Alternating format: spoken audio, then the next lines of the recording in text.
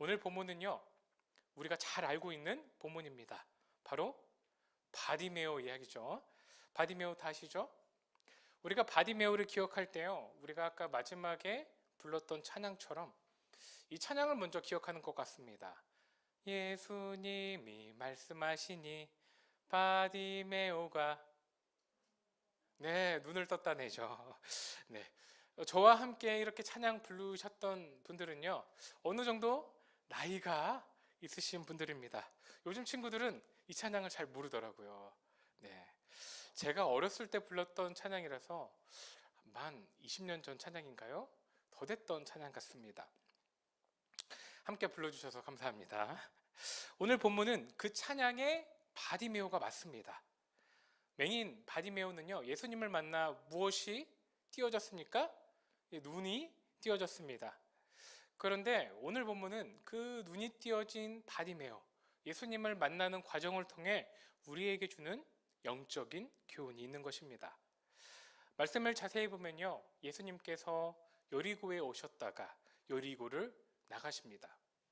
쉽게 말해서 여리고를 통과하시는 상황입니다. 그런데 예수님이 이전에 병자를 치유하고 이적을 보여주셨기 때문에 많은 사람들이 슈퍼스타인 예수님을 한 번이라도 보기 위해 다 나오는 것입니다.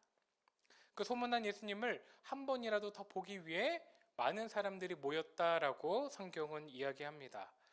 그때 예수님이 지나가시는 그 길, 중앙도 아니고요, 길가, 작은 곳에 앉아있던 바디메오가 지금 지나가시는 분이 누구신지 어떻게 깨닫게 됩니다. 그분이 예수님이라는 소식을 듣고요, 바디메오는 어떻게 합니까? 크게 소리를 칩니다. 예수님을 부릅니다. 47절과 48절 함께 읽어보도록 하겠습니다. 나사렛 예수시란 말을 듣고 소리질러 이르되 다윗의 자손 예수여 나를 불쌍히 여기소서 하거늘 많은 사람이 꾸짖어 잠잠하라 하되 그가 더욱 크게 소리질러 이르되 다윗의 자손이여 나를 불쌍히 여기소서 하는지라. 아멘. 바디메오는 앞이 보이지 않는 상황이기 때문에 어떻게 합니까? 그가 예수님께 다가갈 수도 없고요, 움직일 수도 굉장히 어려운 상황이기 때문에 크게 소리칩니다. 다윗의 자손이신 예수님, 나를 불쌍히 여겨달라고, 나를 제발 봐달라는 말이죠. 그때 예수님은 무엇이라 말합니까? 예수님을 향하여 다윗의 무엇이라 말합니까? 네, 다윗의 자손이라 말합니다. 유대인들은 구약의 말씀대로 이 메시아는 다윗의 자손에서, 다윗의 혈통에서 날 것이라 알고 있었습니다. 바디메오가 다윗의 자손이라고 예수님을 칭하는 것은요, 예수님이 곧 메시아 되심을 알고 부르는 것입니다. 메시아로 여김으로 간절히 불러 외치는 것입니다. 그런데 많은 사람들은요, 그 외침을 듣고 무엇이라 이야기합니까? 어떻게 반응합니까? 잠잠하라. 왜 잠잠하라, 조용히 하라라고 이야기했을까요? 혹시 바디메오가 그 기차를 삶아 먹었듯이 목소리가 컸기 때문에 그랬을까요?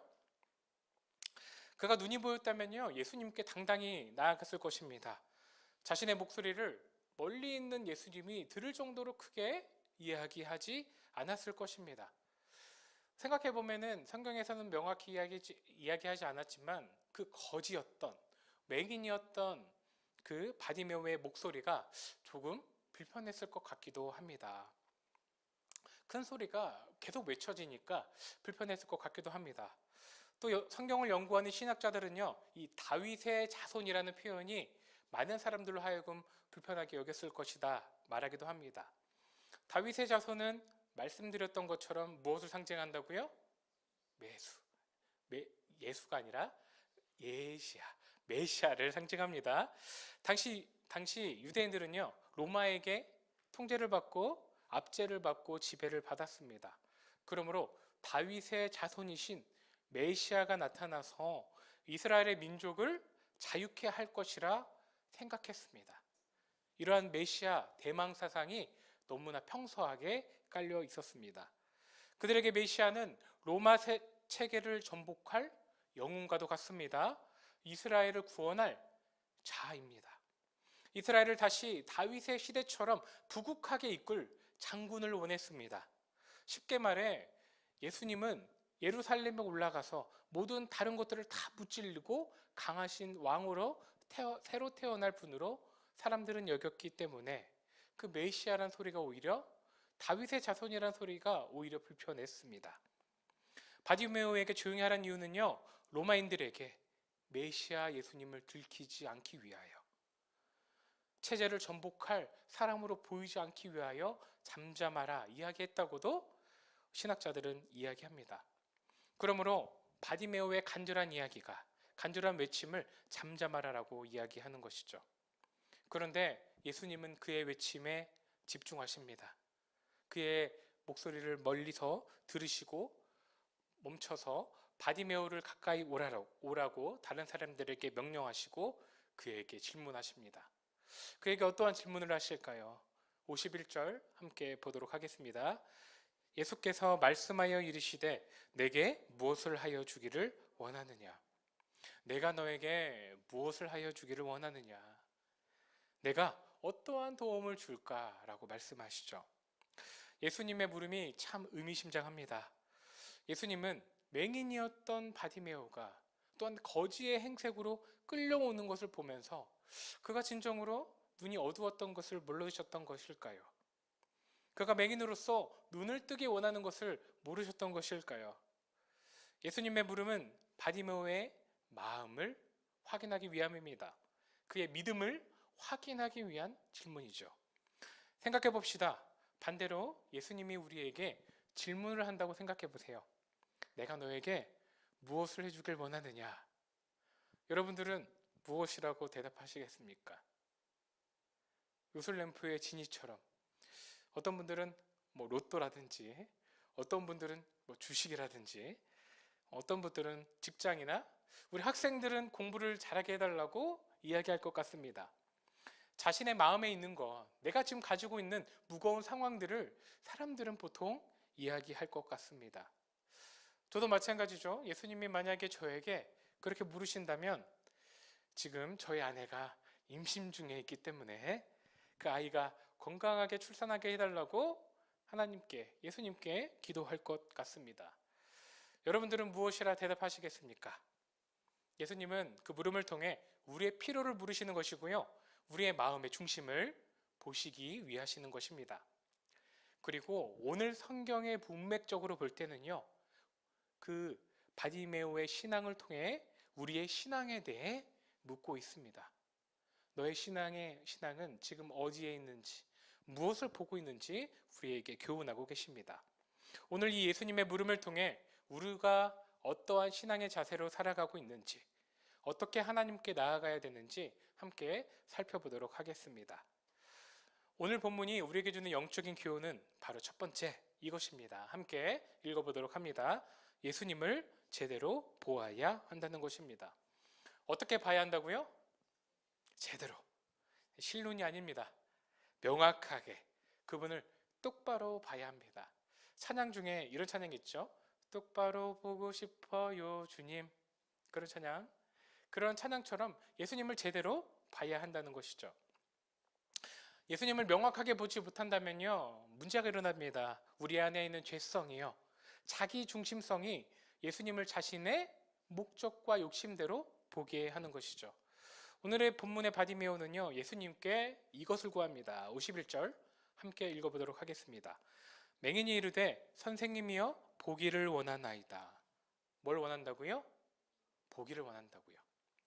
맹인 바디메오가 예수님께 구한 것은요, 맹인으로서 육신이 보지 못하는 것을, 자신의 어떠한 장애를 보게 해달라고 구하고 있습니다.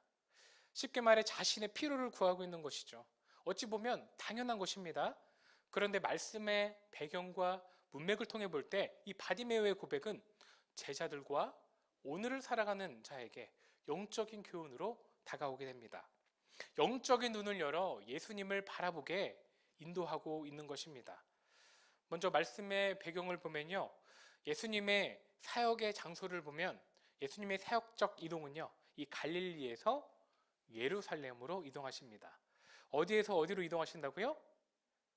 예루살렘이 아니라 갈릴리에서 예루살렘으로, 갈릴리에서 예루살렘으로 이동하고 계십니다. 우리 지도를 함께 볼까요? 위에 제가 동그랗게 표시한 부분이 있죠? 어디입니까? 네, 호수죠. 갈릴리를 중심으로 저희는 전체적으로 갈릴리라 지역적 명칭을 부립니다. 예수님은 이 갈릴리에서 공생애를 시작하시고요. 또한 사역을 하시면서 제자도 이곳에서 부르시고 하나님 나라의 복음도 이곳에서 가르치십니다. 여러 가지 이적을 통하여 갈릴리에서 어디로요? 아래 동그라미 친 예루살렘으로 이동하시는 것이죠. 확실히 어선경을 다 하셔서 지도를 익숙하게 보시는 것 같습니다. 이렇게 이동하시면서 사마리아도 지나십니다. 그러면서 그 최종 목적지인 예루살렘으로 가시는 것이죠. 예수님께서 왜 예루살렘으로 가십니까? 왜 가실까요? 그곳에 맛있는 빵이 있어서 가시는 걸까요? 아니죠. 십자가의 대속을 위해, 우리의 죄를 대신 감당하여 주시기 위해 그 십자가가 있는 곳으로, 죽음의 장소로, 자신의 어떠한 장사될 곳으로 예수님은 걸어가시는 것입니다. 성경의 표현대로 어린 양이 되셔서 제사의 제물이 되기 위해 가고 계십니다. 그 이동의 과정 중에 오늘 어디 계십니까? 어디 계십니까? 예루살렘 바로 앞에 있는 여리고에 계십니다. 오늘 본문 이후에 마가복음 11장은요, 이제 예루살렘의 입성인 부분입니다. 예루살렘의 입성을 앞둔 오늘 이 여리고에서 예수님의 마음은 어떠했을까요? 인간적인 마음이 하나라도 없으셨을까요? 하나님의 뜻을 위하는 그 장대한 마음만 있으셨을까요? 아마 제가 생각하기에는 그 마음이 공존했을 것 같습니다. 또 반대로 제자들은 어떤 마음이었을까요? 예수님께서 이렇게 예루살렘에 이제 입성하실 텐데 어떠한 기대감이 있을까요? 아니면 그 순한 예고처럼 어떠한 걱정하는 마음이 있었을까요? 예루살렘 입성의 앞선 문제는요, 바로 이것입니다. 제자들의 몰이해입니다. 제자들이 예수님을 제대로 알지 못한다는 것입니다. 예수님, 그분의 말씀을 제대로 이해하지 못하고 있는 상황을 앞뒤 문맥을 통해 우리는 알 수 있습니다. 오늘 본문 앞장인 9장을 보면 예수님께서 자신이 당할 고난에 대해 이렇게 말씀하여 주십니다. 구체적으로 부활할 것까지 말씀하여 주셨는데 그들은 그 예수님의 말씀을 듣지 못하고 이러한 이야기를 하고 있습니다. 마가복음 9장 33절과 34절을 함께 읽어보도록 하겠습니다. 가버나움에 이르러 집에 계실새 제자들에게 물으시되 너희가 길에서 서로 토론한 것이 무엇이냐 하시되 그들이 잠잠하니 이는 길에서 서로 누가 크냐 하고 증론하였음이라. 아멘. 예수님께서 순한 예고 자신이 죽고 부활하실 것을 이야기하셨는데 그 제자들은 무엇을 이야기했다고요? 누가 크냐. 제자들은 서로 누가 크냐고 싸우는 것입니다. 누가 예수님의 첫 번째 제자가 되냐고 싸우는 것이죠. 예수님이 예루살렘에 올라가시면 능력 있는 왕으로 로마 사람들과 유대인과 서기관들을 다 물리치시고 높은 왕이 되실 때 그때 좌의정, 우의정에 그 자리에 누가 앉을 것이냐 제자들이 그것을 다퉜다는 것입니다. 제자들은 지금 예수님에 대해 몰이해하고 있는 것입니다. 굉장히 세속적으로 하나님을 예수 그리스도의 그 능력을 바라보고 있는 것이죠. 예수님을 제대로 보고 있지 못합니다. 예수님의 이적과 능력으로 자신의 욕심을 채우기 위해 바라보고 있는 것입니다. 오늘의 본문 그 앞절도 마찬가지입니다. 바디메오에게 예수님이 내가 너에게 무엇을 행하여 줄까? 라고 이야기했던 것처럼 동일하게도 예수님께서는 제자들에게 내가 너희에게 무엇을 행하여 줄까? 물으십니다. 마가복음 10장 36절과 37절 함께 읽어보도록 하겠습니다. 시작. 이르시되 너희에게 무엇을 하여 주기를 원하느냐 여짜오되 주의 영광 중에서 우리를 하나는 주의 우편에 하나는 좌편에 앉게 하여 주옵소서. 아멘. 예수님은요 바디메오에게 물으셨던 것처럼 동일하게 물으십니다. 내가 너에게 무엇을 하여 주기를 원하느냐. 그 제자들이 무엇이라 말합니까? 야고보와 요한은 이야기합니다. 저는요 주의 우편에, 저는요 주의 좌편에 앉게 하여 달라고 말하죠. 예수님이 예루살렘에 올라가셔서 왕이 되실 때 그 능력의 자리 중에 제일 가깝게 그 역할을 달라고 이야기하는 것입니다. 그런데 우리는 알고 있지 않습니까? 예수님이 예루살렘에서 앉으실 그 자리는 어디의 자리입니까? 십자가의 자리죠. 그 십자가의 양 끝의 자리에는 누가 있었습니까? 제자들이 있지 않았습니다. 그때 제자들은 어디에 있었습니까? 다 도망가고 없었던 것이죠. 그 십자가의 자리가 아닌 그 왕의 자리에 앉혀달라고 다투면서 예수님께 이야기하고 있는 것입니다. 참 답답합니다. 이 여리고에 오기 전 이 예루살렘 바로 앞서서 제자들은 예수님을 제대로 이해하지 못했던 것이죠. 그때 오늘 바디메오가 제자들과 대칭하여 그 질문에 대답을 하고 있습니다. 바디메오는 예수님을 보길 원했고 제자들은 예수님의 영광을 원하는 것입니다. 성경은 바디메오에 대해 이렇게 서술하고 있습니다. 46절 함께 읽어보도록 하겠습니다. 바디메오의 아들인 맹인 거지 바디메오가 길가에 앉았다가, 다시 한번 자세히 볼까요? 바디메오의 누구입니까? 아들인 맹인 거지 바디메오가 길가에 앉아 있었다 이야기합니다. 마가는요 굉장히 길게 바디메오에 대해 서술하고 있습니다. 그러니까 이 바디메오라는 말을요 풀어본다면 디메오의 아들, 이 아들이 바라는 뜻이거든요. 마가는요 쉽게 말해서 디메오의 아들 다시 한번 바디메오라고 그의 이름을 두 번이나 이야기하며 강조하는 것입니다. 이 바디메오라는 이름을 아람어로 봤을 때 더럽다, 불결하다, 거룩하지 못하다라는 뜻을 가지고 있습니다. 그는요 그의 이름대로 어떻습니까? 맹인이고요. 그 맹인으로서 일할 수 없으니 당연하게 거지로 움직이지 못하고 앉아 있어서 길가에 있을 수밖에 없는 맹인과 거지로 살아가고 있었습니다. 이 하찮은 병자가요 제자들과 다르게 예수님을 부르며 무엇을 고백하는 거예요? 51절 같이 한번 보도록 하겠습니다. 준비 시작. 이르되 선생님이여 보기를 원하나이다. 똑같은 제자들에게 예수님이 물어보셨을 때 그들은 능력과 영광을 구했습니다. 그런데 바디메오는요 명확히 제대로 예수님을 보길 원한다고 이야기하고 있습니다.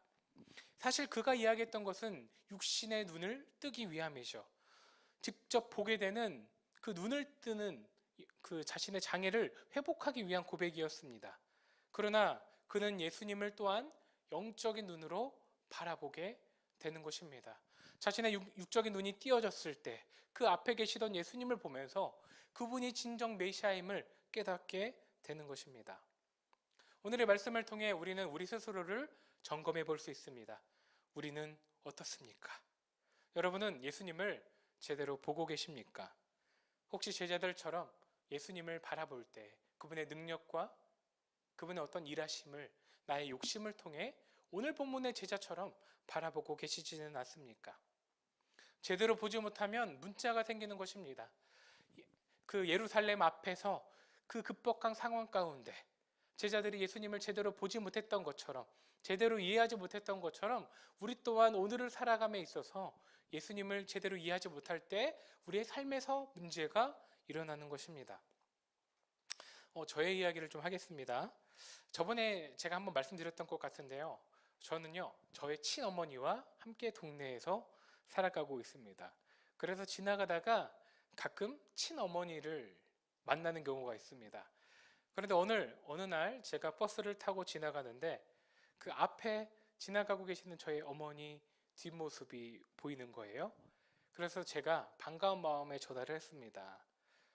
어머님께 전화를 했는데 어머니랑 통화를 하면서 근데 방금 제가 지나가는 어머니를 봤는데 어머님이 집에서 계시다는 거죠. 그러니까 알고 보니까 저희 어머니하고 굉장히 비슷한 분이 지나가셨던 거예요. 어느 날 저희 딸 다혜리와 길을 가는데요. 또 앞에 그 어머니의 뒤통수와 그 어머니의 파마머리와 동일하신 분이 계시는 것입니다. 누가 봐도 저희 어머니와 똑같아서 다혜리에게 반가운 마음에 이야기했습니다. 저기 할머니가 계신다. 그러자 다혜리가 기뻐하면서 그 저희 어머니께 다가가서 할머니라고 부르면서 안겼습니다. 그러자 그 어머님이 어머님도 그래, 자신의 손녀를 사랑하듯이 안았죠, 저희 딸. 그런데 안고 보니까 저희 어머님이 아닌 거예요. 또 그 할머님도 자신의 손녀가 아닌 것이죠. 알고 보니까 저희 동네에 저희 어머니랑 굉장히 똑같으신 분이 돌아다니시는 거예요. 그래서 같은 곳에서 파마 머리를 하셨는지 몰라도 뒤에서 보면 굉장히 똑같습니다. 가끔 제 아내가 그것에 대해 이야기해 주기도 합니다. 저희 아내도 운전하면서 가끔 이야기하죠. 방금 우리 엄마를 봤다고. 그럼 제가 이야기합니다. 아니다고. 뒷모습만 동일하다고. 참 어떻게 보면 참 웃긴 이야기입니다. 그런데요, 우리에게 우리의 삶에 우리의 신앙에 이러한 것들을 좀 적용해 봤을 때 우리 또한 예수님을 어떻게 바라보고 있는지가 굉장히 중요한 것 같습니다. 나의 기준과 생각으로 내가 예수님을 욕심과 어떠한 나의 삶을 그냥 이롭게 하실 분으로 바라보고 있는지 아니면 스스로 점검해 보아야 하는 상황인 것입니다. 똑바로 보지 못한다면, 똑바로 이해하지 못한다면 오늘 제자들과 같은 문제들이 우리 가운데 일어날 수 있다는 것입니다. 그러므로 영혼을 은혜 모든 성도님들은요, 오늘 본문의 바디메오처럼 제대로 보시길 원합니다. 예수님이 어떠한 분이신지 말씀과 묵상을 통해, 기도를 통해 그분을 제대로 알아가심으로 오늘 바디메오의 고백처럼 예수님을 제대로 알게 원한다고 오늘 기도의 자리로 나아가시는 모든 성도님들 되시길 축원드립니다. 오늘 본문을 통해 여러분에게 권면드립니다. 두 번째, 예수님을 제대로 보고 따라야 한다는 것입니다. 같이 한번 읽어보도록 하겠습니다. 시작. 예수님을 제대로 보고 따라야 합니다. 52절의 말씀 함께 보도록 합니다. 시작. 예수께서 이르시되 가라, 내 믿음이 너를 구원하였느니라 하시니 그가 곧 보게 되어 예수를 길에서 따르니라. 아멘. 눈을 뜬 바디메오 앞에 점점 바디메오는 눈이 밝아집니다. 그러면서 예수님은 바디메오에게 말씀하십니다. 뭐라고 말씀하십니까? 내 믿음이 너를 구원하였느니라. 그러면서 뭐라고 얘기하세요? 가라. 됐다. 이제 됐다. 너의 필요를 다 채워주었다. 라고 말하자 바디메오는 어떻게 합니까? 예수를 길에서 따른다라고 이야기합니다. 반대로 예수님은요, 이제 너의 눈을 띄워줬으니까 이제 가도 된다. 너의 갈 길을 가거라. 라고 이야기하지만 바디메오는 그 다음부터 예수를 길에서 따르니라 라고 이야기합니다. 오늘 본문의 앞에 주제에 대해서 성경은 이야기합니다. 뭐라고 이야기합니까? 제자 바디메오. 그죠? 성경을 보면은 이것에 대해 요약하면서 이야기합니다. 바디메오가요, 맹인이 되었다가 이제 무엇이 됐습니까? 예수님의 제자가 되었습니다. 그의 인생이 오늘 찬양했던 것처럼 다이나믹하게 변했던 거죠. 그가 거지였고요, 또한 맹인이었고요, 불결한 자라고 사람들이 손가락질 하던 자였는데 이제 어떻게 됐습니까? 길가에 섰던 자가 이제 예수의 길에 들어선 자가 되었습니다. 오늘의 말씀을 정리합니다. 반주 부탁드립니다. 여러분들은 어떠한 사람이십니까?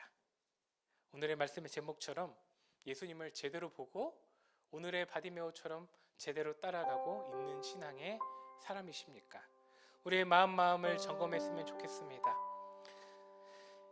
오늘의 본문의 바디메오처럼 예수님을 진심으로 보고 또한 그분을 통해 나의 삶의 자리에 모든 것들을 털어버리고 예수의 길을 따르는 온전한 제자로 살아갔던 것처럼 우리의 삶도 마찬가지로 예수님을 제대로 봄으로 그분의 길을 제대로 따라 선행으로 이웃을 사랑하는 예수님의 말씀을 따라 살아가는 모든 성도님들 되시길 축원드립니다.